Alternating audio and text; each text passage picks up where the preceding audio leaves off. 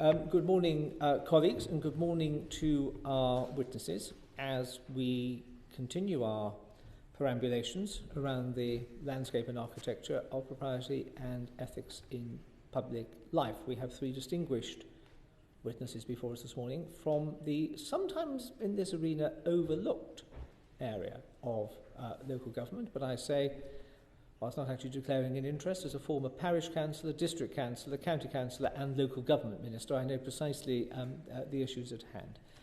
Are there any declarations of interest? Mrs Kane. Yes, Chair. I'm district councillor, East Cambridgeshire District Council. All have our crosses to bear, and your declaration is... Yes, sorry, Chair. I'm still a county councillor at the moment. Thank you, Mr Quigley. Anybody else? Good. Thank you.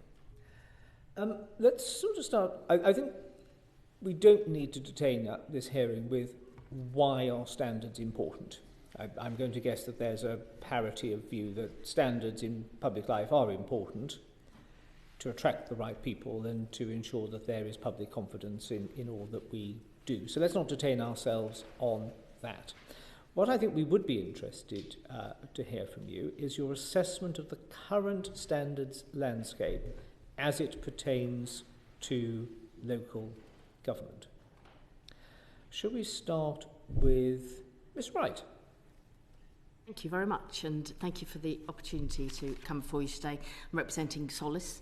I think the important point we'd want to say is that continuing inequity in local government and being the only sector across the public service without having a set of standards with teeth is an ongoing continuing risk that is being carried by the sector. And I think there are four risks that I'd like to bring to your attention because it's not just a standards debate, it's actually as much about workforce safety, sector sustainability and organisational resilience. And the risks are associated from our perspective to do with operational. So poor behaviour undermines that effective decision-making and service delivery for the communities that we serve. And it is one of those indicators that increases the likelihood of government intervention as well. There is a workforce risk. Everyone has the right to go to work with dignity and feeling safe. And what we're seeing is an ongoing impact on morale and an attrition and senior officers in particular leaving the sector or feeling very badly damaged by the behaviours and indignity that they're facing. There's a financial risk. There are costs associated with not just government intervention, but grievances, absences, external investigations that you might have to do. And then finally, and probably most significantly, there's that democratic risk because public confidence decreases when they see behaviours and standards go unchecked, and it diminishes that trust in public institutions that is so important. So that would be my initial opening statement to you, and the quicker we can get standards regime introduced in the sector that's got real teeth, the better. And just a word or two, and it can be yes or no. Would I be right to assume that if a local authority, for example, gets in the locality a reputation for, barrack room lawyers and unacceptable behaviour, etc., not only does it have an adverse effect on the officer corps, but it also has a depressing effect on both current other elected members who are just trying to get on with the job, as it were, but also has a negative impact on recruiting people to stand for election, because why put yourself through the hassle? Yes, that's absolutely right. Okay, thank you. Mr Hamilton, the same question to you, sir, if I may. Thank you very much for the question. So from an ALC perspective, we've been calling quite loudly for this for over 10 years now. There needs to be a mandatory national code that can be followed by all levels of local government.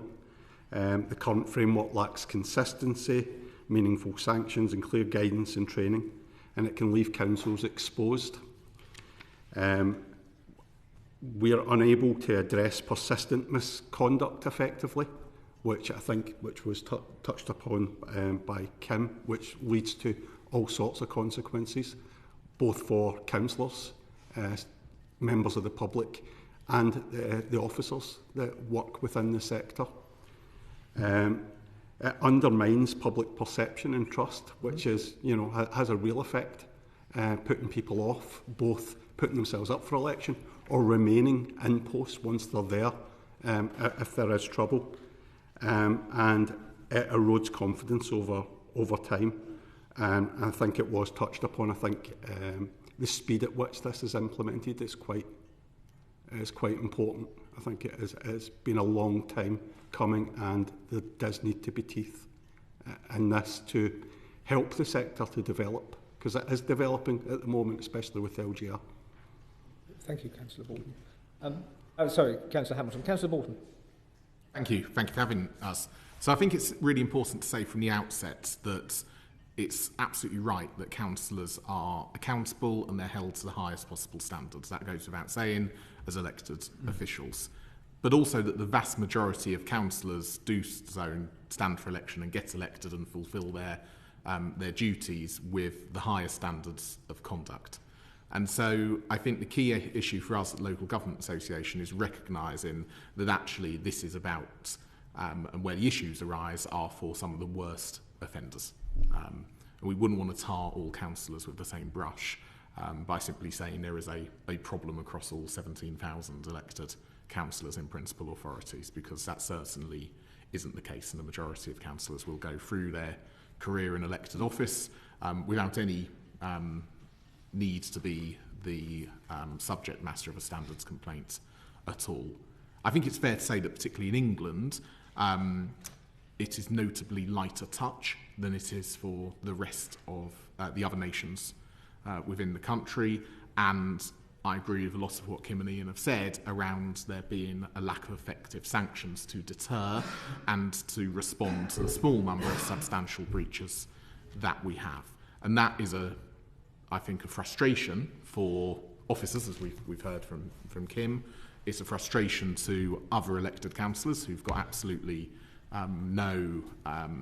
who've done nothing wrong, really, but also to voters or people who've had to engage and perhaps have witnessed and have been the ones complaining about that particular councillor. So I think that's a really important point from the outset, yes, and kind of underpins everything that we'll probably go on to talk about. I wondered if the three of you might share any thoughts you have. Councillor Hamilton, you referenced in passing their local government reorganisation. Yep.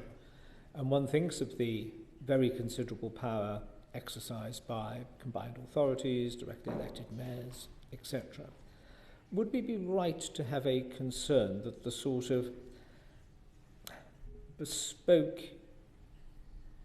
ethos of standards, as it reflects those rather immense powers which can be discharged, that there's been a bit of a time lag? I think with regards to standards, it needs to be reflected from the ground up. I think across the entire sector, it has to be consistent. So this really at any level of local government where you're elected, you need to be held to the same standards, whether it's at parish level or whether it's at mayoral levels or principal authorities.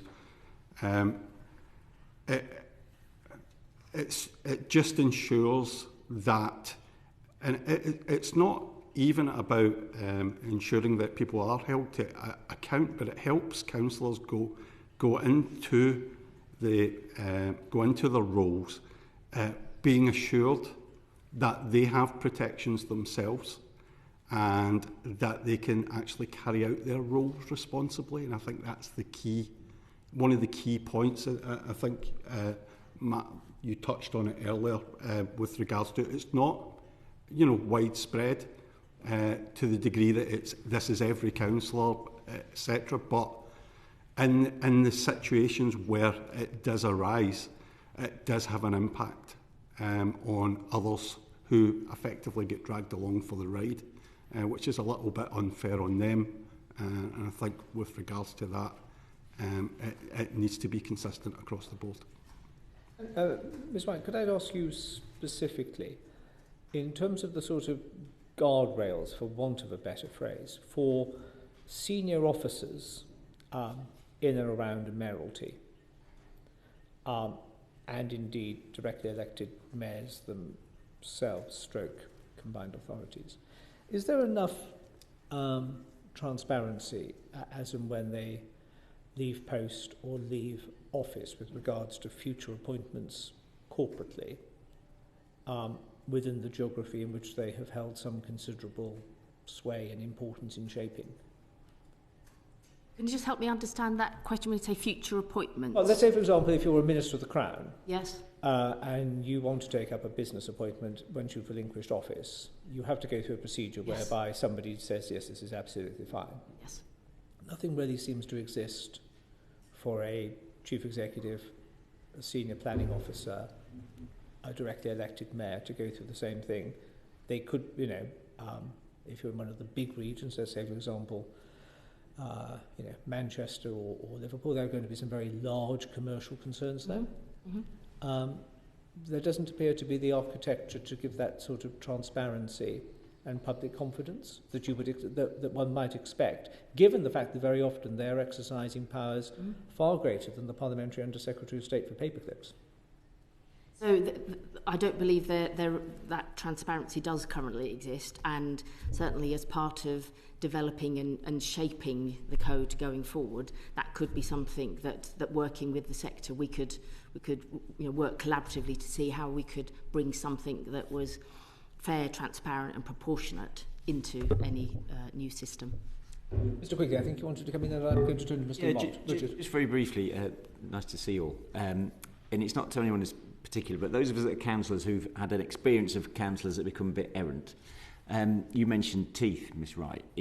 What would the teeth look like? Because my experience is sharp and long. Yeah, and growly. Because my experience is, we end up relying on a monitoring officer to try and put in place things that we would see in private practice, private business, to discipline councillors when effectively they are not employed by anyone. So it's a very difficult system where the monitoring officer is put under a lot of pressure. The other, however, number of councillors are all nodding along saying, yes, this particular person's behaving very badly, but there doesn't seem any actual mechanism for saying, stop behaving like a silly Billy. Yeah, do you want me to take that one as having what you described to some councillors? I almost can vision who you're talking about in my own authority, and no doubt in every authority across the country. Obviously, when the standards framework changed back in 2011, 2012, what happened subsequently to that was local government developed essentially a model code of conduct, and 60% of authorities use that at the moment. And I think that demonstrates a couple of things. Firstly, there's actually that model code of conduct's a really good place to start with in terms of looking to roll this out nationally. And second, that actually there is a desire for joint learning across the sector. It doesn't matter whether you're a district council in Kent, as I am, whether you're in Cumbria or Northumberland. It doesn't matter across England. Actually, these standards issues go beyond geography. I think what's really important, though, is that particularly if we look towards a national code, that this is kept under review a lot, because we see, particularly with social media and how social media has become more and more used by elected officials at all levels, including councillors, that actually that has led to a whole new generation of problems when it comes to standards that 20 years ago just would have been unthinkable. So I think there's absolutely a place for this to be dealt with nationally. I think it's absolutely right.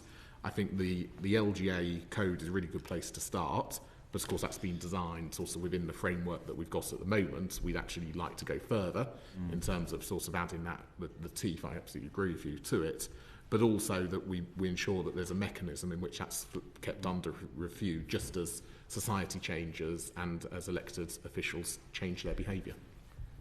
And if I can just yes, come in, thank you. So Solace's position is that there needs to be a mandatory national minimum code for both councillors and officers, of course.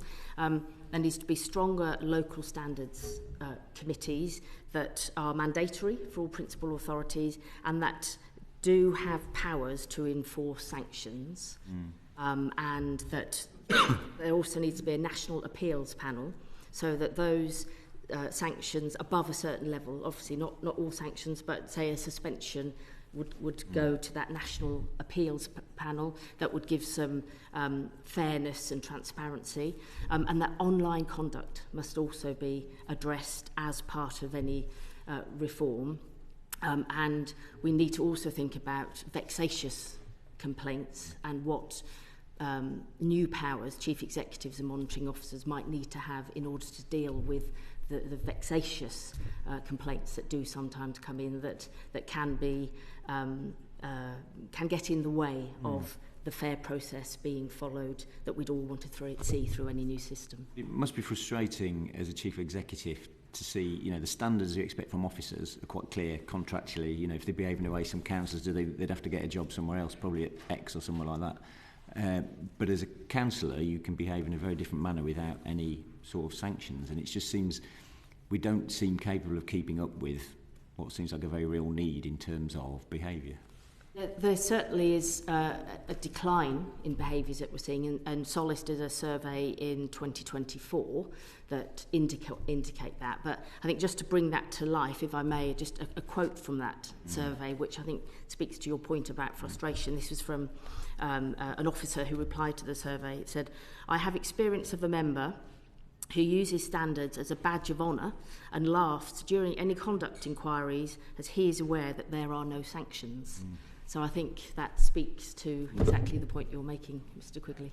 If I may, there's a couple of things I'd add to that, which is firstly, I've seen experiences of certain councillors referring themselves to the Standards Committee because they know that they have breached the code, but there's no sanctions, so they use it because they want to become a martyr in their community exactly, or they want to sort of prove the points that the council corporately is out to get them because usually they're an opposition councillor. You've got the same councillor going around all councils. Yes, exactly. So I think that's a really important point, but also some work that we the LGA have done around our 2025 Debate Not Hate survey. Some of you may have seen this in your own local authorities because that's been taken up really well, and some authorities have passed motions, including ours at Tonbridge and Morlin. But 72% of respondents to that survey reported that they had been subject to abuse and intimidation in the previous 12 months. So nearly 3/4 of councillors have had some sort of abuse or intimidation, the majority of which aren't from fellow councillors, they're from members of the public. And I think that's something to kind of to really dig into, because it demonstrates that actually sort of being a councillor, and this links to the point about encouraging people to stand for election in the first place, is one in which actually you are likely, based on that survey, to end up with some sort of abuse for simply doing your job to the best of your ability. Thank you. Sorry. And with the expectation that there would need to be subtle, bespoke tweaks, would we as a committee be right to presume that within the local government family there is an appetite for a fairly uniform approach on the expectation of standards and sanctions side, whether one's county or unitary, down to town and parish? Because in the public mind, a councillor is a councillor is a councillor, irrespective of remit, remuneration, responsibility. If I may possibly come in on that, that is something that I'm acutely aware of in the town and parish sector, where there's a lot of conflation between what a town and parish council is responsible for and what a principal authority is responsible for.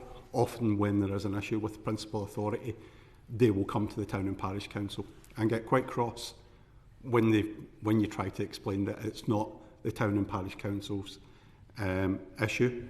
If I could possibly get the point that you raised as well, NALC and SLCC have developed model policies and training through civility and respect programme and its guidance, but it is primarily guidance.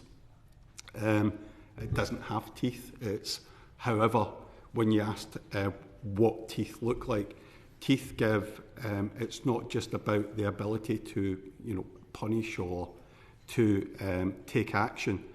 It gives a point of clarity in which to provide training and policies and set correct policies round those potential repercussions that may be there for councillors that step out. Because sometimes when it happens, it is due to a lack of training or a lack of education. It would provide a framework in which to produce stronger training and policies, which hopefully through would impact individuals' own behaviour over time. So it would have its own natural ability to perhaps correct some of the problems without them escalating beyond that. Okay. Mr. Lamont. Thank you, Chairman, and good morning to you all. My question is to ask how well understood do you think the current standard systems are, both within the local council but also more widely with public? Councillor Hamilton, do you want to start? Sorry, yes. just as you take a sip of water. Yes, not a problem. Thank you. I think with regards to members of the public and even to an extent councillors within town and parish sector, they're not easily understood because there's no... everything's so grey, so that because there's no actual repercussions to anything, it's more if there was an incident, it would be investigated, reported to the monitoring office. Quite often it comes back with guidance that we recommend that such and such apologises, or but there's no need for them to do that, and I think a lot of councillors realise that, but a lot of the members of the public don't. So when they don't see something happening, it diminishes their trust in politics at any level. Because if members of the public feel that if they see something that they believe is wrong and they report that, and no action can realistically be taken at that point, I think it doesn't do our sector any benefit at all, at any level. And I think with all the issues with trying to get people engaged and moving into our sector and working with our sector, that is vitally important to correct that. Thank you. Councillor Boughton. So I think it's slightly different for principal authorities, where the councils on principal authorities, for a couple of reasons. I think firstly, obviously, the complaints that come from town and parish councillors are dealt with by monitoring officers at the principal authorities, obviously at districts and boroughs in two-tier areas. And there are standards committees that obviously borough councillors sit on as part of their regular cycle of work. So we found at the LGA, when we surveyed this last year, that actually there was a good understanding about standards from certainly borough and district councillors. Where there wasn't the understanding, as Iain said, was with members of the public, because if they've got a particular gripe with a councillor and they ask for this to go through the standards process, more often than not, the response that they'll get back, notwithstanding the merits of their complaint, will be actually, if that councillor is found guilty of breaching the code, the lack of sanctions that can be applied mean that actually it won't meet the expectations of the complainant in that case. So I think while it's very much the case that that councillors that we've surveyed in the LGA had a good understanding, I don't think that's shared by members of the public, and the more of them who complain or have reason to complain, the more of them find out just how little teeth the current standards regime has. Thanks, and Ms. Wright. Yes, thank you. So I think from Solace's perspective, unfortunately, the current system is understood only too well by those in local government, insofar as we understand it's not fit for purpose, it lacks teeth, and it needs rapid reform. And those minority of colleagues who demonstrate those poor behaviours also understand that there are no sanctions to which they can be held account. And as my councillor colleagues have said, I think the public understanding of it is rare until they interact with it, and then they are left disappointed. But also that malign impact that it has on the delivery of council services to communities when that behaviour is left unchecked does have an impact on the trust and the way in which services are delivered locally. And do you think previous systems were better understood? I think they were well, we wouldn't advocate for return of the previous system, but at least we did have a system that was better than is the case currently. So it was understood, but it still didn't probably have that effect in controlling poor behaviour that we want to see now. And would you two both agree with that in terms of previous systems? Yes, I would agree with that. I would also say that actually the system that we've got at the moment, where there's just a lack of sanctions, is almost kind of the worst of all worlds at the minute, because there's the expectation that the council can sanction somebody for poor behaviour. If it was actually sort of made clear that actually there are no sanctions in place, that's all arguably a better place to be in, because it doesn't set expectations going down completely the wrong route. And I know, I mean, I'm lucky in Tonbridge and Moorland to have a brilliant monitoring officer who has spent far too much of his time dealing with these sorts of complaints, and it's a great frustration for him that even those complaints in which he's recommending to standards panels and independent persons actually have some merit in terms of there has been a breach of the code, that actually he can't recommend what the sanction would be. So I think it's not just a frustration to us. If I can sort of steal Kim's role for a bit here, I actually think there's monitoring officers, from my experience, feel very strongly about that too. Yeah, I would agree with pretty much everything that's been said. I also think that having a stronger standards regime would actually benefit monitoring officers and the amount of work and complaints that they would potentially get. I feel with having no standards there, the occurrences of poor behaviour is simply increases because of the lack of sanctions. I think with sanctions being in place, it would reduce those complaints in those instances quite significantly, whether through training or whether through just a change in behaviour. My last question is, I mean, obviously we expect high standards by those of us, those who are elected to office or those who are running councils, and I appreciate the system in Scotland is different. But have you ever had any experience of the standards system being used to protect officers from proper accountability? And the reason I ask that is my own council, I've had a number of examples where councils have challenged advice which officers have given, and the response from the officers has been, I think you need a refresher on standards. Avoid difficult questions being asked about the advice that's being given. Is that unusual or is that common? Unusual from our perspective. What I would say is that you're always going to get a degree of tension between members and officers, particularly when officers are given advice that members don't want to hear. I think it's rare, the circumstances in which that would effectively lead to a standards complaint, usually because particularly if you have a good chief executive or a good leader or a good monitoring officer, they would hopefully have the gravitas to be able to deal with that informally beforehand. So I think it's rare from my experience that you sort of get to that situation. Right. Yes, I would agree with what Councillor Boughton has said. I've not experienced that myself, but as you said, I think that relationship of trust, shared purpose, mutual accountability that you see from a mature relationship across a council would, I hope, prevent the misuse of standards in the way in which you describe. Yeah, I've not experienced it myself. So, yeah, it would be very rare. It's not something I've personally come across. Thank you. Thanks. So we are agreed that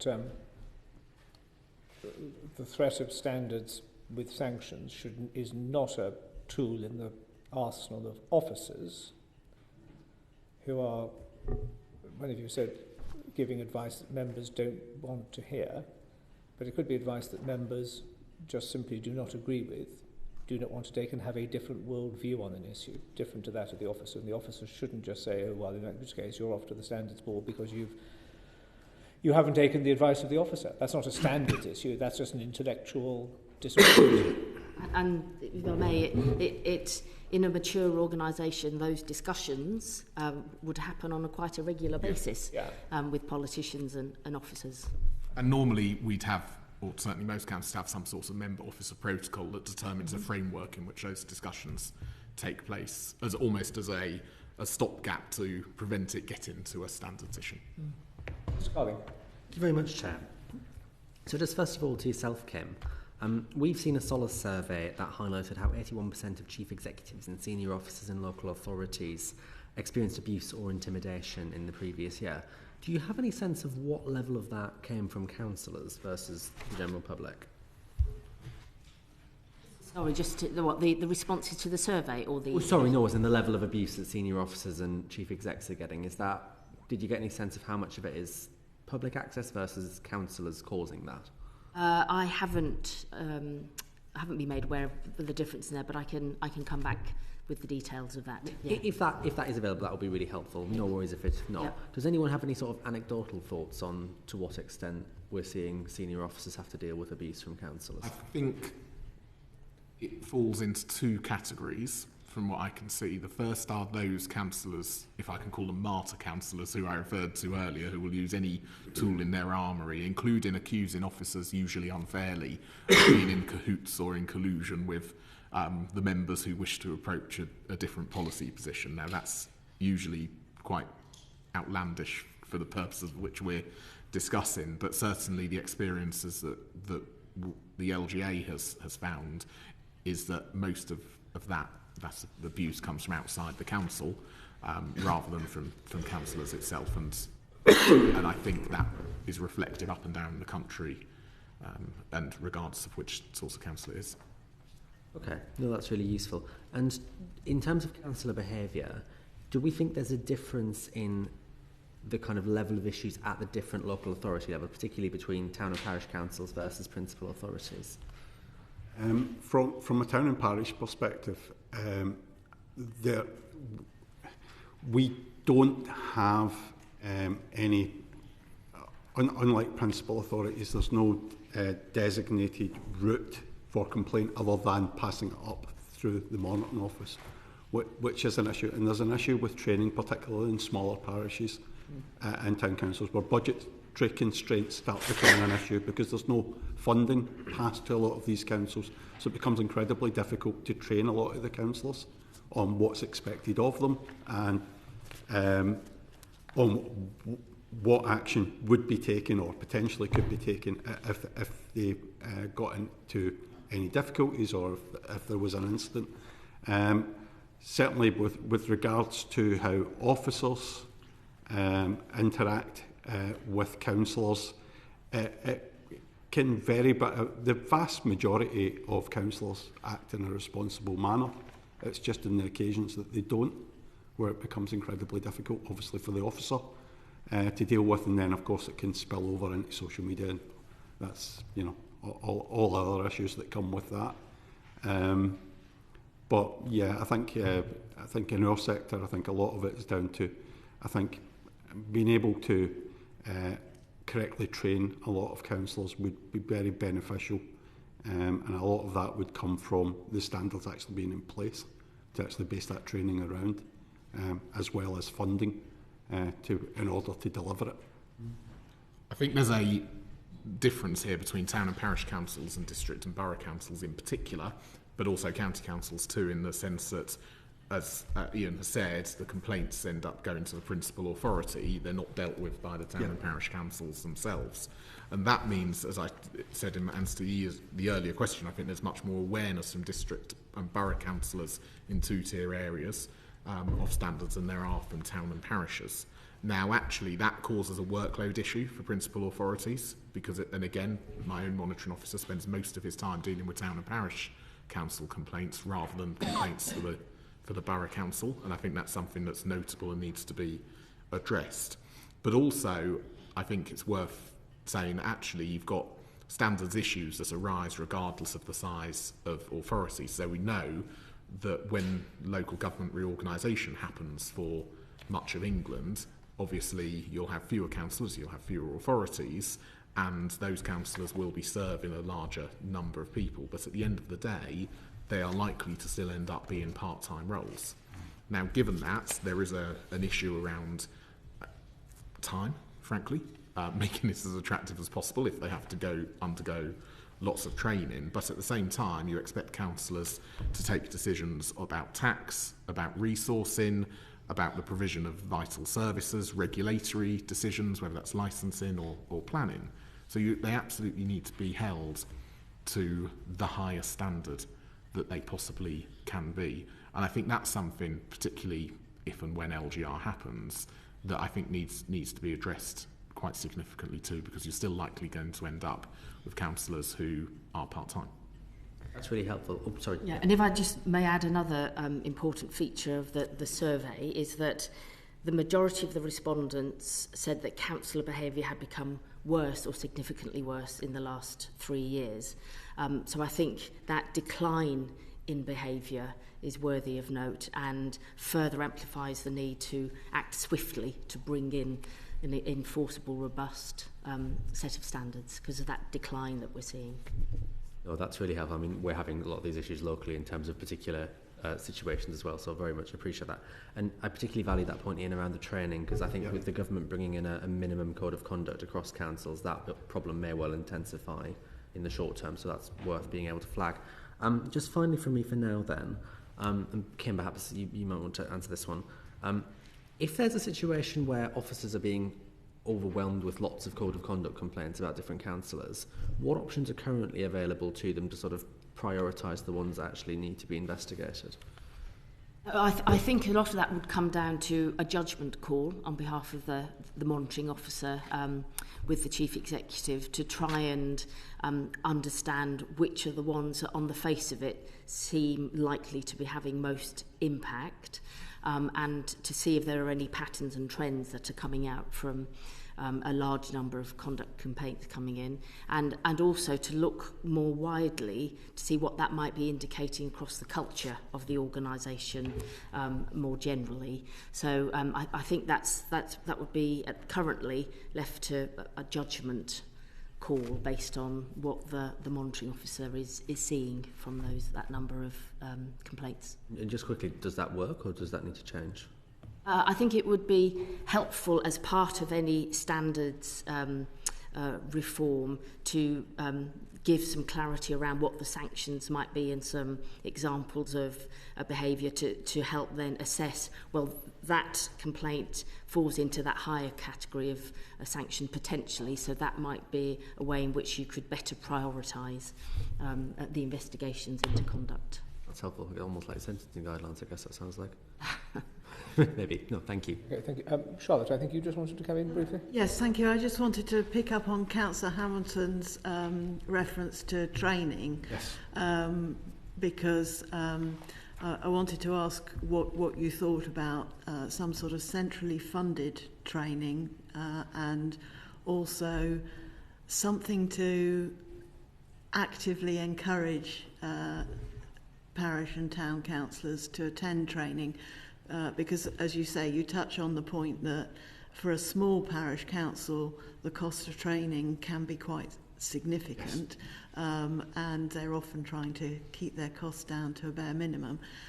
But also, you may have people who've joined a parish council because they're concerned about their local community, but they see it as quite similar to all the other community groups. They don't have a full understanding of where it sits, and therefore they don't necessarily see the need for training, whereas on the next levels you've got a whole range of structures that kind of make you feel the training is almost compulsory. It isn't, but it feels like it. Do you have any views on that? Yeah, I mean, it comes down to resource and capacity, really. There's insufficient resources within the sector to provide effective training. There's not enough capacity as a result of the insufficient resources being available. And building a package of training relies upon, establishing very strong foundations in which to put that training in place. Having centralised training available for town and parishes to be able to access would be beneficial. I mean, anything that's going to make training more accessible for anyone on public service, I think, should be something that's encouraged. I think training doesn't stop, at any point in any career. And particularly with going into public office, and as you say, you're going into a smaller parish, you may come from a community group, you may not be aware of the standards that are expected or potential consequences of behaving in a particular manner. And having that training there and accessible becomes vitally important quite early on when you come into office as well. not something that you should be doing 1-2 years down the line. When something does happen and a recommendation comes back to say you really should be doing this training, it should be something that happens proactively rather than reactively. But again, that comes down to resources. The resources need to be there to be able to establish that effectively. But that resource would pay back. Anyone becoming involved in local politics at town or parish level, I think there are people who have been town and parish councillors who go on to become borough or county councillors, or who go on to further office. That initial training that you receive and that initial grounding that you get would serve you well throughout your entire career, and it establishes a level of engagement as well. Prevents people leaking out of the sector, being frightened away because they've had a bad experience. Okay. Would you have sympathy in the idea of, I take the point about time pressures, etc., but one has to undertake standards training before you can speak at or exercise a vote on a committee or to a full council meeting? I think there's merit in that. But you could say that about a lot of different aspects of work in local government. I mean, obviously, for regulatory services like licensing and planning, you have can't sit on licensing or planning. Exactly. You've had the training. Precisely. So you could apply the same standards. Absolutely. That's what I was getting at. Yeah. I think there's absolutely a valid point to be there. I suppose the question that might arise from a resource perspective is, at what point do you stop? Particularly where you've got unitary authorities that obviously cover every service that local government delivers in a particular area, and then there's a question about time that arises from that. Mr. Quigley. Thank you, Chair. The CSPL had a long history of inquiries and recommendations, usually on local government, usually before national government made some changes. What role do you think the replacement body, the EIC, should play, and what role should it have in monitoring the standards in local government based on what we've just discussed?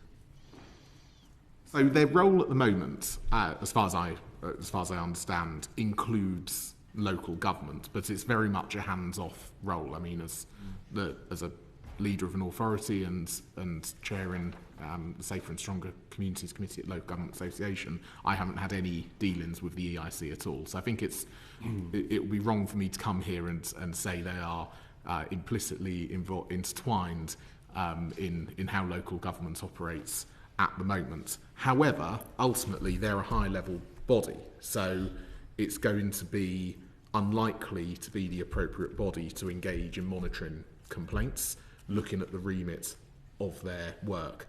The other point I'd make is obviously they are the guardian of the Nolan principles of public life, which are broadly accepted and understood across the sector, and ultimately the minimum action that a principal council can take to fulfil the requirements of the 2011 Act is to have a code of conduct for councillors, and by virtue of that to adopt the Nolan principles. So I think if the EIC were to play a more interventionist role within local government, then I don't think that necessarily would solve the problem. I think it might create other problems, given effectively the oversight that it would probably want at that point. And that's why I'm slightly cautious and hesitant in my answer to that question. Thank you. Yes, so Solace, we don't have an explicit position on the question, but I mean, you think that there could be a role for EIC in advising on the process, given their experience, and we have said in the consultation that as far as enforcing the code is concerned, and the National Appeals Panel that I mentioned, nominating lay members to be as part of that panel would be something that we have suggested EIC could become involved in. Effectively, EIC are doing their bit to raise awareness of standards in public life, from what we're saying. How effective are they, and how could they be more effective at that? I think you've probably part answered that already. I also think there's a role in terms of a kind of a network of where other standards are in operation, of sharing good practice and identifying any common trends that are coming through from other standards regimes, and if there's a role there for being the repository of the good practice and bringing together similar standards bodies to talk to one another about I that. suppose the question should be is, would we notice if the EIC wasn't there? I think there's a role for some of the work that they do, but as far as this particular work we're talking about today, I think that their role is one still to be debated. Mr. Lamb. Thank you. I think various points have alluded to the potential need for a minimum code, and the LGA has set out that its desire for one. Could I ask you who would be the best author and owner of that code? That's a really good question, because at the moment, obviously, the code has been written by the LGA. We're very proud of it, which is why I've mentioned it today, and why it's been adopted by 60% of councils. I think if we're to be in a position in which essentially there is a national code, then there's the question about actually the ownership of that, because ultimately, if it's mandated by the government that local authorities adopt that, then the government has got to take ownership of that code to a degree. Now, obviously, we'd be very keen that all local authorities signed up as part of their subscription to the LGA Code of Conduct, but how you would do that legislatively is quite tricky to get round. But I think absolutely it's the case that if we're to have a national code effectively, then that's got to be essentially required of by councils, because you could end up with administrations at councils who wish to implement their own code. And of course, membership of the LGA is voluntary. Exactly. So everyone's part of it. I think reference has been made to co-producing this with local government. So if it is a nationally implemented standard, how would you feel that would work in practice? So I think a lot depends, as I said earlier, on how you design the code. You're not starting with a blank sheet of paper, because we've got the standard code in place, and the code includes a lot of things that work very well. I think, as all of us have said so far this morning, the issues primarily arise from actually those worst offenders, those worst scenarios, and the lack of sanctions. And obviously, because of the regulatory framework within the by which the code operates, the challenge that we face is sort of the code isn't able to go as far as many of us would like it to go. So I think the code design work is kind of there. The basis of it is really there. And actually we're doing, and I'm representing the LGA with MHCLG at the moment on the Task and Finish group, looking at this and looking at some of the ways in which essentially we can do that piece of work, co-design that work arising out of the consultation last year. And we're quite pleased to be round the table with that too, along with a lot of other authorities, including NALC. And the reason that we're very pleased to be there is because we recognise that actually there is a lot of good work that happens on standards at the minute. We know that the code itself is a really good starting place. We see that because authorities are adopting it. We would just like to go further in the co-design of that. Can I ask you more about this Task and Finish group? Because yes. I don't think the committee's been aware of this before. How long has this Task and Finish group been running? About 6 weeks. That's brilliant. This might be what's not necessarily in the paperwork. What instigated it? So the consultation that the government did last year, okay. Essentially after that closed, the MHCLG instigated the Task and Finish group with various representatives across the sector, just to look at the kind of its response to the consultation and how it can move from some of the ideas that it got in the consultation towards actually a clear set of proposals to implement at some point it desires to. Albeit you're only 6 weeks in. What stage have you reached in that process? So we've had 3 meetings so far, which have been very good. They're roundtable meetings. I don't want to kind of overemphasise the steps that we've gone to so far. Just looking in detail at some of the issues. So, for example, we've got a particular session looking at sanctions, for example. So it's early days, and I wouldn't want to prejudge the outcome yet. And it's been led by officials, but it's a good opportunity for effectively that co-design to happen. Right. In terms of identifying this new sort of minimum standard, I mean, I guess a minimum standard could always be exceeded on the local level. In terms of the balance between trying to have things with local flexibility versus a single national standard around determining that scheme, owning it, enforcing that scheme, where do you feel ownership for this whole thing really should rest? Is it more on the national level, albeit through the LGA potentially, or on a local level? Yeah, I think ultimately there's a recognition that the current regime doesn't work as well as it could do, and the reason for that is as we've discussed this morning. I think moving forward, the question is how far can local authorities go in order to ensure that the highest standards are applied to their members. Now, the way you do that, I think, comes from actually giving local authorities the absolute clarity, and monitoring officers in particular, the clarity to know that they can actually recommend sanctions that are appropriate to the breach that has happened. But if you want that to be rolled out nationally, then there has to be a sense of national ownership. And I think for us it comes down to utilising the skills and the expertise that local government association has, representing most of local government, to be able to co-design that piece of work with the government, and that the government's in a position in which essentially it's got a really good and flexible standards regime that can be applied to all different authorities up and down the country, because every authority is different. And as I said, if we get into a position in which that code is designed and designed really well, and there is the ability to review that moving forward, then actually I think we can make great strides than where we are at the moment. As in terms of now, Mr. Lamb, just before you go, I just want to ask Councillor Boughton two very quick questions. First of all, can you confirm yes or no, if you're a council which is not a member of the LGA, is that council still able to adopt your model standards code?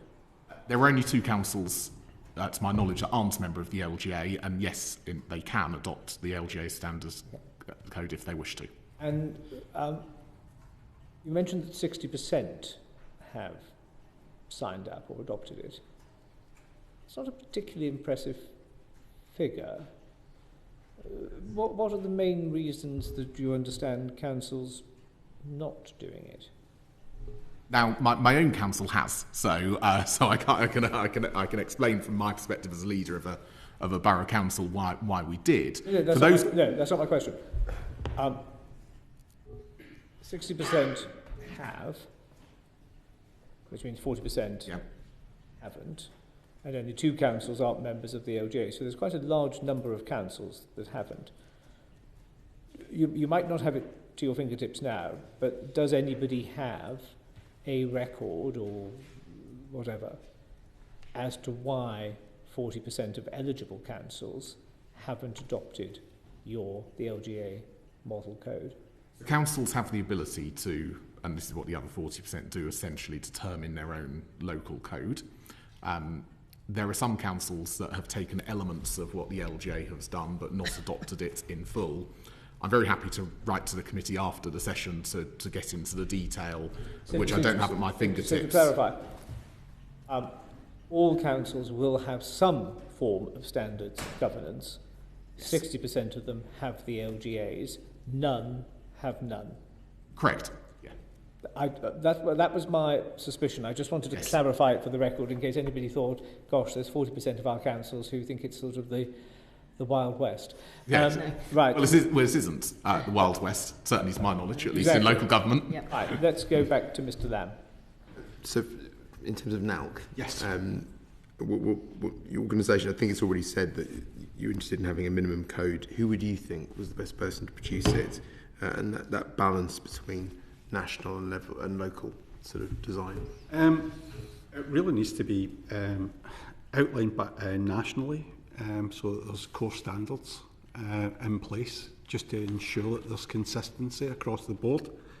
And it has to operate within a shared framework. I mean, we at NALC would welcome any support from national government and direction on this, but I do feel it has to come from a national level in order to be adopted successfully.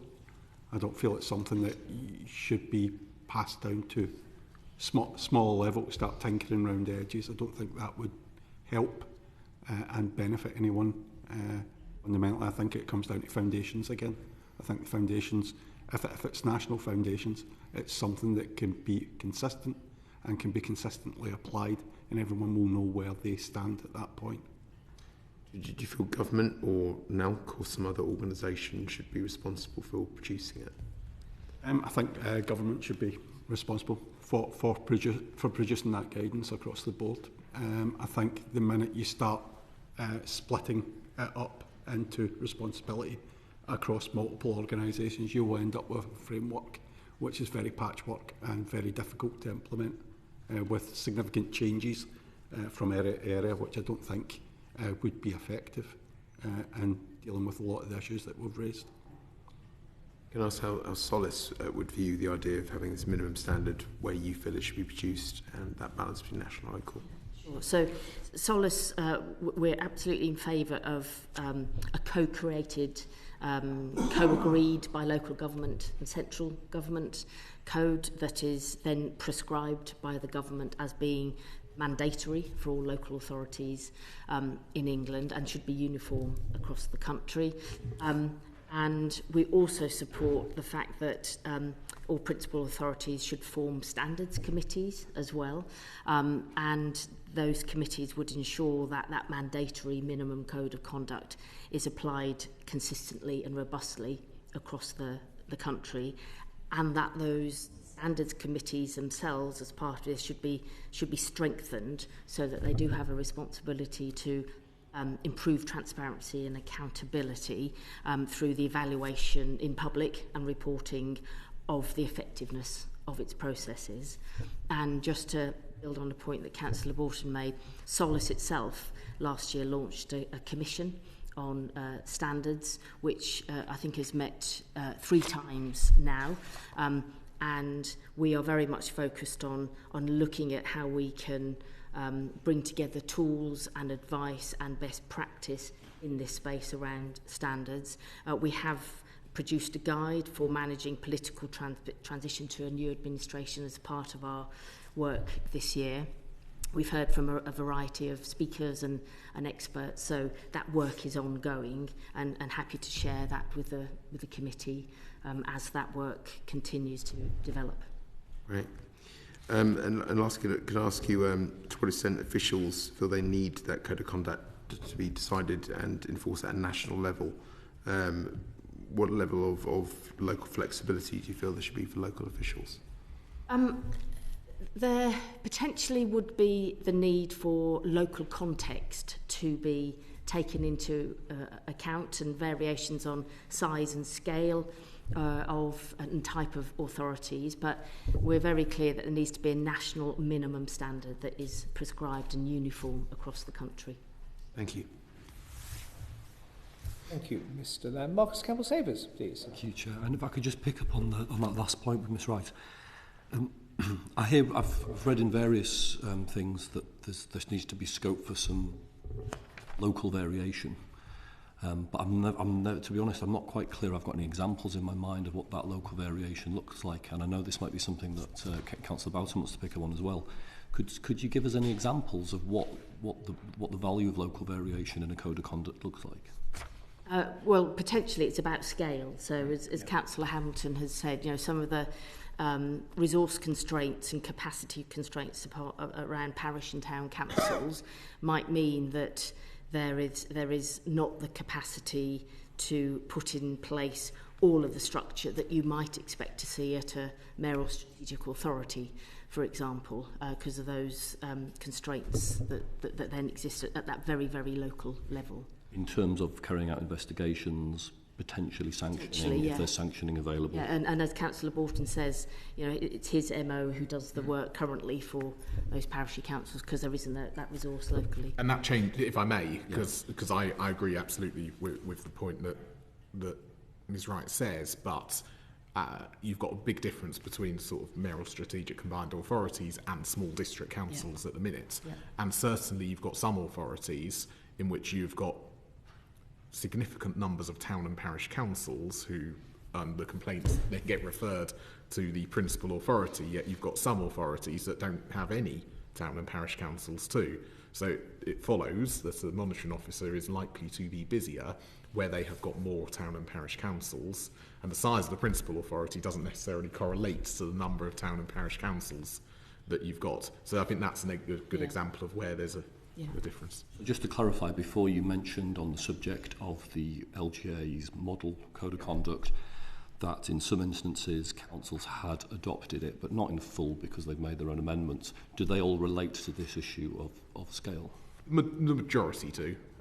There are always some authorities that have... I believe the LGA guidance is that, that councils should consider doing that. So to not adopt it in its full is within scope of what the LGA envisaged. These aren't people making a Frankenstein's monster. This is something that you've promoted as the LGA. Yeah, and I think you've hit the nail on the head in the question, really, which is the LGA promotes this. The LGA is not dictating to its member councils as it should. I mean, part of the purpose of the LGA is that we represent local government. We don't tell local government what to do. Ultimately, it's the elected members of that authority who at the moment have the ability to shape their code depending on their local circumstances. So the Integrity and Ethics Commission has said it sees a role in helping these codes develop. Is there value in a national body like that doing this, or what value do you think that it can add, and how could it work more closely with local government to help? I think, as I mentioned earlier, the role of the EIC is incredibly interesting in this space. And the reason that I find this to be particularly interesting is how far do we want them to be interventionist when it comes to local government and the way that standards are maintained across local government. Obviously, certainly if you end up with an appeals body, a new national appeals body, the EIC could be included within this network, and actually they might be well placed to provide that high-level view on how the new standard system and code of conduct is functioning, but at the same time it's important to recognise the wider experiences of individual councils and councillors and ensure that is reflected in the work that the Commission would do too. So I think there is a question that arises from the role of the EIC in all of this. Do you have a similar view to Ms Wright in terms of what that investigating body might look like as a committee of lay members, and should it be at a national level or could it be at a regional level, so let's say? Whether it's at a national level or regional level, I mean, for the purposes of principal authorities, it is still sitting above and outside of principal authorities. I mean, the key thing for us is ensuring that there is local government representation on there. The reason that I think that's incredibly important is because we know that part of the reason that particularly elected councillors get into standing for local authorities is because they want to influence their local area, they want to influence what that looks like, and there's a general resistance from local councillors when they are forced down routes that is mandated on them or that government has determined that they must do. They want to have absolutely the freedom and flexibility, and it's one of the reasons why I stood for local government in the first place. So I'd be very mindful that actually if you are to have a new nationals appeals body, we absolutely need to ensure that we have some sort of local government representation on there. And a question for the whole panel, and I say this as a former parish councillor, town councillor, district councillor and unitary authority councillor. I'm frustrated that the system hasn't got any sanctions. A system with teeth is what everybody seems to want. Is there not a risk that when we give it teeth, that monitoring officers are far more likely to push things through without relying on local resolution? Members are far more likely to make complaints, and I assume once things go to a standards committee, there's a very high chance that people will appeal and try to go through to this national body. Are we not just creating a system which is going to be very expensive and bogged down, even if it doesn't look like the old standards board for England? I take the point, and I think there's a particular question given that a number of authorities are in no overall control at the moment. And obviously, there's always a risk, given that standards committees are politically balanced, that the politics of a local council can overcome that. Now, that relies on good governance and good leadership to overcome it within a local authority. But I say that as someone whose authority was on the mayor's casting vote for 2 years, which was challenging. Unfortunately, we managed to resist the standards committee being used as a political football. So I take the point, and I think it's an important point to raise. I think ultimately this comes down to 2 things. The independent persons, I think, are really important in terms of providing that advice, but also, and I'm sure Kim will want to comment on this, the monitoring officers. We know that actually it's a very difficult job being a monitoring officer. We know that getting people with the right skills and training is hard to recruit to, and those of us who've got outstanding monitoring officers, as I've lucky to have at Tonbridge and Morlin, are very, very keen to ensure that they're empowered as much as possible. But I think provided that advice and their role is absolutely clear in the process, and you've got councillors on standards committees who fully understand their role and the training associated with it, I think you can mitigate that as much as you possibly can. And I think there's a greater risk in not putting in place a standards regime that is fit for purpose with teeth. And a reminder that local government is the only part of the party without one currently, and where the other parts of the system do have them, we're not seeing what you've described.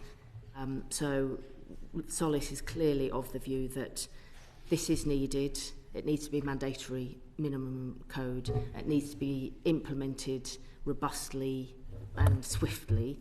And I think that the risk is too great not to do that. Are whistleblowing rules sufficient? I mean, I come into this discussion remembering a councillor by the name of Paul de Moldenberg who got pushed through a standard system after calling out the Westminster City Council on its failure to get money back following the famous gerrymandering case. There was a huge injustice in the way that happened. Is there work to do alongside any work on this? And I guess in some ways it goes back to the comment that Mr. Lamont made earlier on, that actually we need to look at this in the round and ensure that people don't use the tougher system to gag people.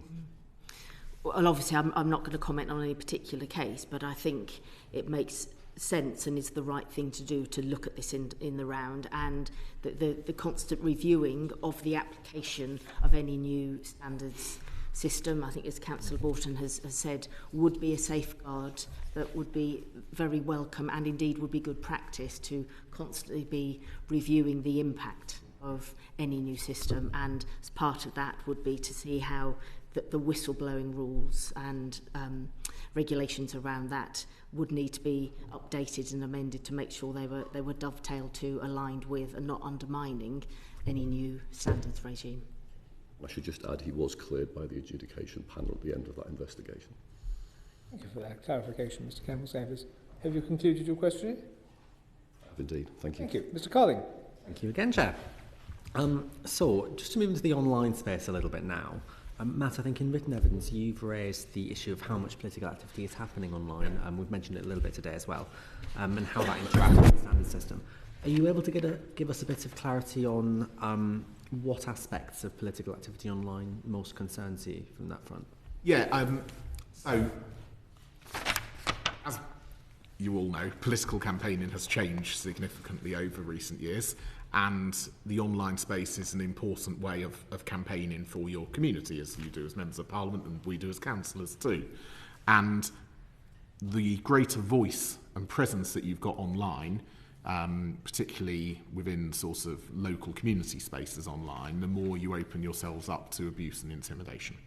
And we found in the Debate Not Hate survey that 64% of respondents had actually experienced online abuse. Now, actually, when you take into account that there are still a number of councillors who just don't go online, full stop, actually you've got a significant number who are getting online abuse. Now, while most councillors engage appropriately online in an official capacity and will go on the local village Facebook page and tell people that the road's going to be closed because a pothole's going to be filled in, and that's absolutely fine and shouldn't be discouraged, an increasing share of complaints that councils are receiving relate to breaches around online behaviour, around that digital footprint, and obviously raises, I think, broader concerns about freedom of speech and what constitutes a personal social media account and what constitutes an online one. So just to give you an example of this, lots of councillors will have, and I do it myself, you sort of have your councillor Facebook page, you sort of councillor Joe blogs, but then they operate their first personal Facebook page and they end up in some spaces using their personal profiles to engage with residents on matters of council concern. Now, are they acting in an official capacity when they're doing that, and therefore are they effectively subject of the standards regime? And I think this is an area in which we need to use this opportunity to get some absolute clarity on.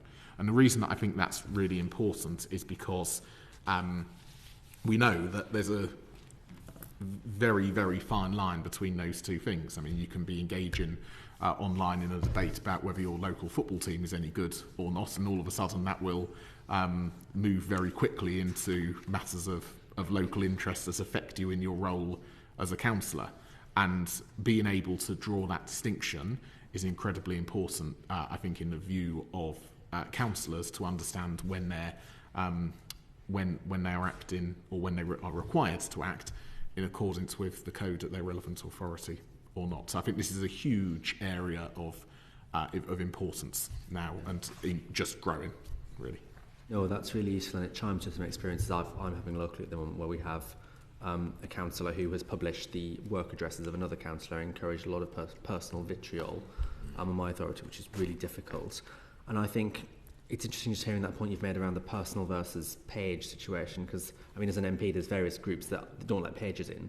So I have to put my personal account in those ones occasionally, and then that kind of blurs the line, so that's quite helpful. Are there any actions you think we could ask the social media companies to take to help with that, or is it a case of it's just always going to be an issue? So I think there absolutely is, and if I use myself as an example here, I am banned from my local village Facebook page, which in some ways is a great relief, unless I need a plumber urgently or something. And the reason for that is essentially that the admin doesn't like me, and he doesn't like me because I voted a particular way on a planning application. Now, I think there's a really important point there, which is around freedom of speech, around the role of social media companies as publishers, and actually the ability of elected representatives to kind of have their voice and be able to communicate with their electorates. It's certainly my view that actually this grey area is only getting greyer at the moment, because I could go on there in my official Facebook with my council profile and ask for a plumber if I needed a plumber, for example. But actually, is that really an appropriate use of that, or I take the view that actually I have my site map, Boughton, leader of Tonbridge and Morlin Borough Council, and I will just talk about Tonbridge and Morlin Borough Council matters on there, and I will keep my personal Facebook profile as personal as I possibly can be. But if you're blocked from one, should you use the other, or shouldn't you use the other? Because are you subject to a code of conduct or not? So I just think it's an incredibly grey area where we need some absolute clarity, and I think all elected councillors would benefit from having absolute clarity on that question. That's really helpful, thank you. So I'm quite keen that we sort of draw this session to a conclusion within about the next quarter of an hour. So if we could all just be mindful of that. Mr. Campbell-Savers, I think you wanted to come in on this element as well, did you not? I just wondered if we could drill into that last point a little bit further, Chair, in terms of what constitutes what's personal and what constitutes people working in their capacity as a councillor.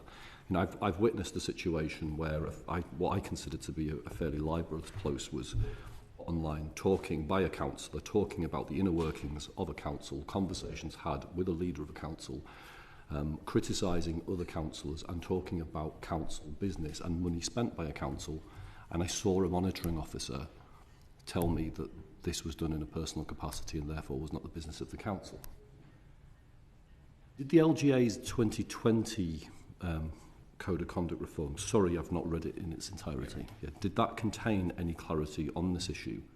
And is there anybody that's got any guides on what this distinction looks like? I mean, it looks to me, you know, you've mentioned there about the two different types of accounts. Well, sticking councillor in the name of your account doesn't really change the fact that if you're talking about council business on your private account, you're clearly working in your business as a councillor. And I think in other lines of work, you'd really struggle to argue that you weren't releasing private information of a business that you're working in just because it was in a private account. You know, can we get a bit more detail on how this distinction can be made? Yeah, so at the moment, the model code of conduct for the 60% of councils that have it incorporates requirements to treat each other's with respect and not bring the council into disrepute, regardless of how you're using to get that point across, and that's absolutely the right thing, and obviously we'd like that to go further, as we've said throughout it. The circumstance in which you describe is very similar to one in my own authority, in which I actually had to make the complaint because I was in a private meeting with an opposition backbencher who, and we were talking about ideas for regeneration of a town centre, and that backbencher subsequently went all over Facebook and said that the administration that I lead wished to do this and to remove the very much loved model railway and put a new building on there. Uproar happened a month before the election, so I think it was done deliberately timed. Now that ended up going through our standards process. It was a slam dunk breach of it. It was obviously concluded after the election, which was kind of perhaps gave the underlying tone by that. And the outcome was a report to full council, because again there was no sanctions. And I think that's a really good example, similar to the one in which you describe, of where actually the standards regime was able to commission the investigation. We got an independent investigator in to do it. We held a hearing panel throughout the day. The hearing panel did absolutely everything right. They produced a really good report, other than the sanctions element of it that was missing. And in some ways, that's a great shame, really, that they've done all of that work. The code was actually quite clear that this was a breach, even though it was actually posted on a political page. But there wasn't any genuine consequence for that particular action.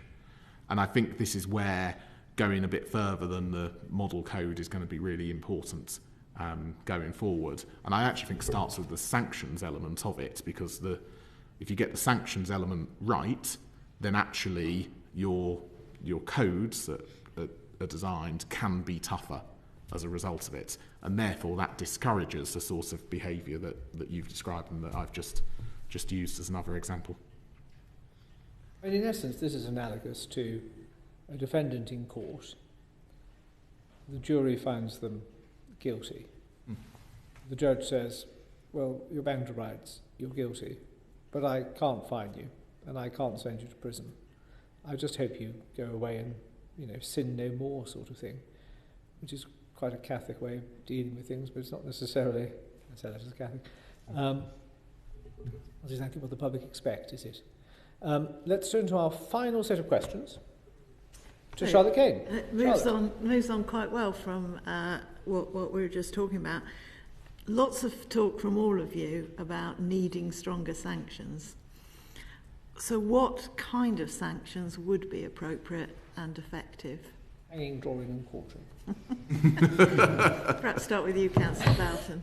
Yeah, well, NALC has called for suspension powers to address bullying, harassment or disruptive behaviour effectively. And we feel that it's good that the government has listened to that. We have been campaigning for that for a number of years. We think It has to be a graduated framework, and that it has to be proportionate, transparent, and linked to the severity of the infraction. I think I've used the right word there. But the sanctions need to be meaningful, so suspension and disqualification for the most serious or repeat offences has to be available, and those members, and I keep going back to training, but that's where the training comes in, because if people are aware that sanctions are something that would be inevitable to the most serious breaches, you would hope that those serious breaches would decrease the likelihood of them would decrease, because people would know that there's potential for that outcome. I think, and again, it just goes back to behavioural change. Everything is underpinned by the framework and providing teeth, as it were, but everything hinges on that. So if that's in place, it enables stronger foundations to be built around that, which in turn will hopefully have the knock-on effect of improving the behaviour within the sector. And I know there's been lots of touching on obviously putting pressure on monitoring officers, etc. That pressure would naturally decrease because there would be less occurrences, because people have an understanding that if they continue to behave like that, it could have very severe consequences for the future. I can see suspension working for parish councils, but once you get to town councils and principal authorities, people are elected to represent a part of that area. Yep. So how do the people that councillor should be representing, how do they continue to be represented at those levels?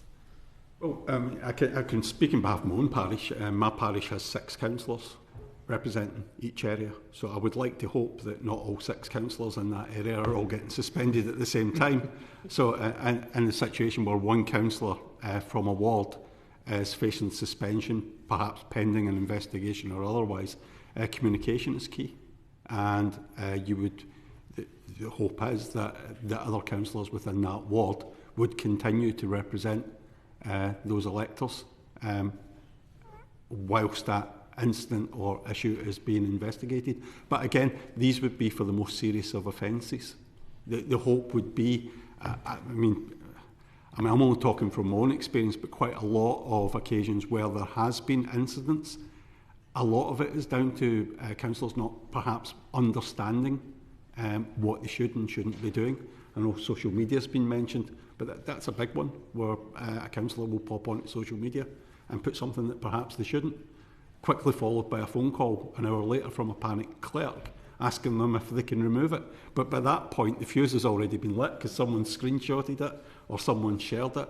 So it would hopefully reduce incidents like that, just purely through the awareness that those particular sanctions would be there in the event that incident was escalated beyond that. Councillor Boughton, do you think that would work for principal authorities, for example, counties where there may only be one member for the division? And is that the only sanction?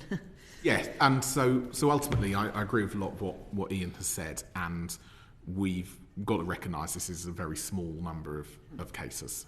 Really, this isn't, the majority of councillors will never have any sort of engagement with the standards regime, and of those who do have any engagement in the standards regime, it's only a minority of the most serious breaches in which we're talking about here. And therefore we do support a wider range of meaningful sanctions to deal with those small number of extreme or persistent infringers, which would include the ability to suspend councillors for up to 6 months in the most serious of cases. But we need to ensure that that is how it is embedded, and that where there are other routes to address poor behaviour, these have been exhausted first through early intervention where it's needed. That means that, say, 6 months shouldn't become the default period for suspension at all, and actually that there's the ability to use that time range appropriately depending on the nature of the breach in question. Of course, the vast number of breaches are administrative or inadvertent, and therefore they can be dealt with through training requirements, through apologies, etc. And certainly our experience has been that where there is an administrative breach, usually the subject matter is quite happy to simply do that and move on with life. Obviously, it is a substantial act, a suspension. It would have ramifications potentially for authorities. I referred to my own that was run on the mayor's casting vote for 2 years. Well, if the wrong member from my perspective got suspended, then that would change the control of the council. And that's why it's got to be used sparingly, but critically it's got to be available as a clear deterrent to the worst behaviour and to ensure that councillors continue to uphold the best behaviour that they possibly can be while they're in elected office. So what would be the solution to the single member representing an area? How would that area still be represented?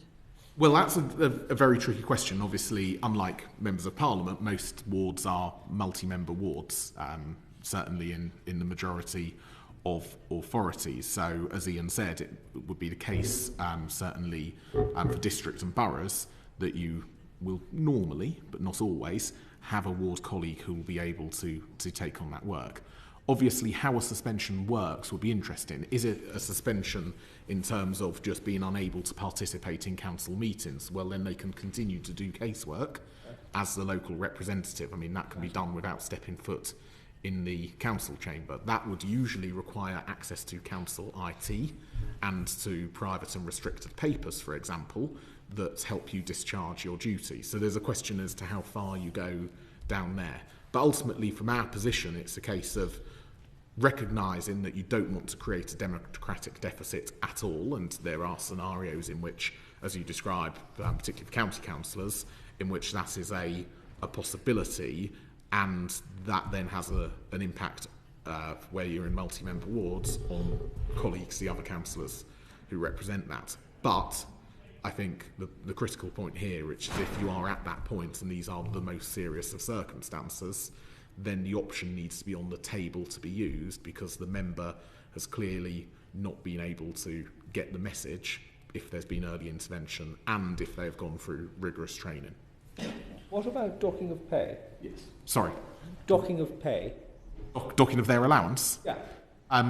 I mean, ultimately, we've got to remember that councillors have been elected to serve a term of office, and their work as councillors isn't just in the council chamber, it's in the community as much as anything. And so, for example, if they're expected to continue with casework, even if they are suspended from duties at the council, then perhaps they should be still be in receipt of part of their basic allowance that covers that. Concentrates the mind there, doesn't it? It certainly would.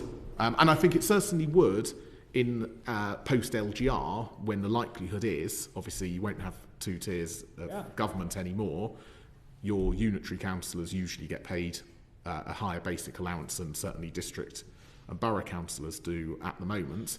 And it certainly would, as you say, Chairman, it would definitely focus the minds of those representatives who may be minded to do something. This is a clear breach of the code. And in a circumstance where something was an egregious breach but not meeting the threshold of criminality, should there be the ultimate sanction of dismissing somebody from service, i.e. then creating a by-election, and or prohibiting them standing in future elections? I feel very uncomfortable with that, and the reason that I say that is simply because ultimately there shouldn't be anything preventing the people from electing whoever they wish to represent them. I think that's puts us in a highly uncomfortable place as a democracy. That was a sanction under the old regime, was it not? Yeah. It was under the old regime. So I do feel quite sort of uncomfortable, and ultimately but it's designed. I mean, it's not designed to make people feel comfortable or create a comfort zone. But I suppose my underlying presumption is that if one was aware that that was an ultimate sanction, it might help shape behaviours. It would help shape behaviours, but again, I suppose you then get into a point about, do you impinge on the right of the voters to elect who they wish? And it may be that the voters are happy to elect a councillor who has got a long history with the Standards Committee at their authority. But I take your point. Absolutely. It's a sort of sobriquet of unfit for public office, isn't it? Yes. Could I possibly? I mean, just with regards to that question, I think you can see a similarity there with regards to if you're serving as a director or on a board of directors being disqualified as a director. Yeah. But normally that's when it reaches over into criminality. Yes. And I think that would be the case for the most serious breaches, is where it perhaps verges into the realms of criminality that sanction would be looked at. But I do agree with my colleague. I think. Yes, I'm not suggesting it's a weapon that's deployed, at every step and turn, but maybe useful to have in the arsenal. Mr. Carling, I think you caught my eye. On that point of criminality. Okay, let's just take Marcus then, and Marcus is very keen on criminality. Marcus. It's something that came out of the much earlier reforms, and I guess a question as to whether we should return to it. Should failure to declare pecuniary interests be a criminal offence? Ooh. Deliberately not declare? Yeah. Potentially. But how do you, and this is a bit above my pay grade, I would say, how do you determine sort of what deliberately is? Because sometimes it's just a clear oversight. There are some members who've got directorships all over the place, and just because of the nature of the business they're in before they enter local government. I also think that most people, when you put yourself forward for election, you do so because you want to serve your community. One of the considerations, it certainly was the case for me. I didn't think, goodness, what do I have to declare on my register of interests at that point? So, as I say, it's a little bit sort of beyond my pay grade, I would say. But the register of interests is important, and I think that's something that perhaps others will have a stronger view on. Mr. Carling, final word. It was just to say that in terms of the suspension or the dismissal of councillors that the Chair mentioned, or the kind of preventing the standing in future elections, is it made easier in your view if there's a time limit on it? Because I'm just looking here at the government response from November last year to the most recent consultation, where it does look as though they're looking to introduce powers whereby if somebody is suspended twice, they can be disqualified from standing for a period not exceeding 5 years. So does the time limit affect that? And similarly, where somebody is being investigated by the police for something, we have a situation locally, and this is all in the public domain, where there's a councillor been charged with sex offences and is in remand in custody, really not able to do their job. Is that a situation in which we ought to consider allowance deductions, maybe, which then if they're found not guilty later could be dealt with? Is it worth exploring that in your view? I think absolutely it is worth exploring, albeit there's got to be a recognition that where there is a criminal investigation, that naturally has to take precedence, obviously with the presumption of innocent before proven guilty, but at the same time recognising that just the sheer knowledge that a councillor may be under investigation for some sort of criminal act may impact on both their standing in the community and the trust that residents have in approaching him or her for any advice that they wish to get from their local councillor. So to my mind, it's a really important question.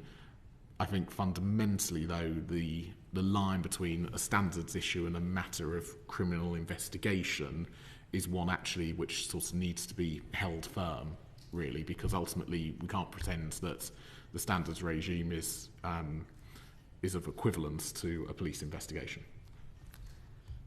Thank you very much indeed. Done? Super. Can I thank the three of you very much indeed for your attendance here this morning and for taking our questions, and to colleagues for asking them. Thank you for having us.